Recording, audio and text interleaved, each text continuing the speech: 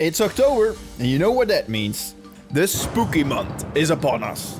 As we carve out our pumpkins and prepare for Halloween, we need to fill the time before the spookiest night of the year is upon us. And as we wait for that frightful night to come, how about an amazing recommendation to tie you down? Feast your eyes on Eternal Darkness for the GameCube. The game is a cult classic from 2002 that still has people talking about it to this very day. It's just this wonderful spin on Lovecraftian horror. The game is not shy about that either. They call out Lovecraft, Edgar Allan Poe and the art of Bosch. So if you have a soft spot for the Cthulhu mythos and the like, this game will keep your mind entertained. All the while, the minds of the characters in the game won't have that luxury. The goal here is not to show you the entire game or to review it, just to show you enough of it so you can make up your own mind about trying it out. With that said, let's dive in. Deep into that darkness peering, long I stood there, wondering, fearing, doubting. Ooh, a poem of Poe. The game is already pushing the right buttons. And so, the story begins. We open up on some narration. Flesh, bone, bound together with the oddest magical incantation. This wretched book is where it all began so long ago. Before time, before humanity. I am Dr. Edward Roivas. I am a clinical psychologist. I am also dead. This is not my story, nor even the story of the Roivas family. It is the story of humanity. Like it or not, believe it or not, as you will. Your perceptions will not change reality, but simply color it. Humanity has been on the edge of extinction for 2 millennia, ignorant of so much and dependent on so few. The Guardians grow restless. Their time once again near. Whether by fate or misfortune, my family has crossed their path, and they didn't take kindly to it. Their attention turns to my granddaughter, for she is the last of my line, and the last hope for humanity. And here we meet our main protagonist, Alex Roivas. A call wakes her up from a nightmare as she receives some bad news. Turns out our grandfather was found dead in his mansion. And Alex soon finds out that the world's worst detective is on the case. I have never seen anything like this in my 20 years on the force. We have no evidence except for the body, and what's left doesn't say much.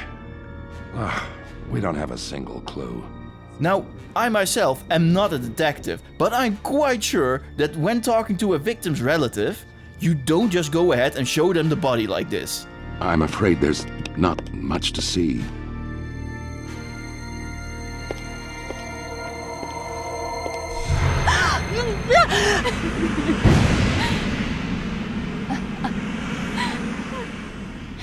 After the police are done, Alex returns to the mansion, which we can now explore, and the whole place has a dark mystique to it. As we go ahead and explore, we eventually find a new secret passage that leads to an unknown room in the house. In it, we find all kinds of stuff that has to do with the occult and such. But the most eye-catching object in the room is the book lying on the middle of the table. It's made of human skin and gives off a sinister aura. As Alex sits down to read it, we get transported to ancient Persia, 26 BC, where we get to experience the story of a man named Pius Augustus. And I won't tell you how his story goes from here on out, just that you get to play as him and experience the story of what happened to him. However, as Alex finishes reading, she can now all of a sudden understand an ancient cipher, and understands that a page hanging on the wall in the strange room is another chapter of the book called The Binding of the Corpse God. This time, when she starts reading it, she is transported to Cambodia. And we get to see the story of a dancer called Elia. And again, I won't spoil what happens to her, as the whole thing that makes this game so enjoyable is not knowing what is going to happen to the characters. That is the basic premise of the game. You keep exploring more and more of the mansion, finding the other chapters of the book, so you can uncover what your grandfather was up to before he died. And after every chapter Alex reads, she keeps learning new skills she never had before, blending her world with the reality of what she reads in the book more and more. Each chapter has its own unique element and interesting characters, making the search for new chapters throughout the mansion worth it, as each chapter skips further ahead in time, getting closer to the current day, as more and more mysterious things begin to happen to Alex. It's such a cool setup for a game, and the story is well told. It keeps you on your toes, and there are plenty of turns and twists to keep you engaged. And one thing I really appreciate is that the game has very few jump scares. There are a few good ones I won't spoil, but they are few and far in between. A horror game that does not rely on those is always a plus in my book. And I have not even spoken about the way magic works. It's this runic-based casting system where you can collect runes and combine them in all kinds of ways to unlock new spells. And the way you cast them is just amazing.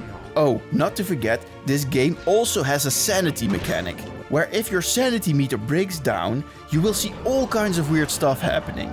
Things like blood dripping from the wall, or a room shrinking all of a sudden, a statue head that follows your movement, and so many more. There are tons of sanity effects, and they get crazier the farther you go. It's a lot of fun trying to find all these effects. That's all just to say, if you are bored this October, this is the game to give a chance and try out. It's just amazing on so many levels. So let me know if you want to try it out and what you thought of the game.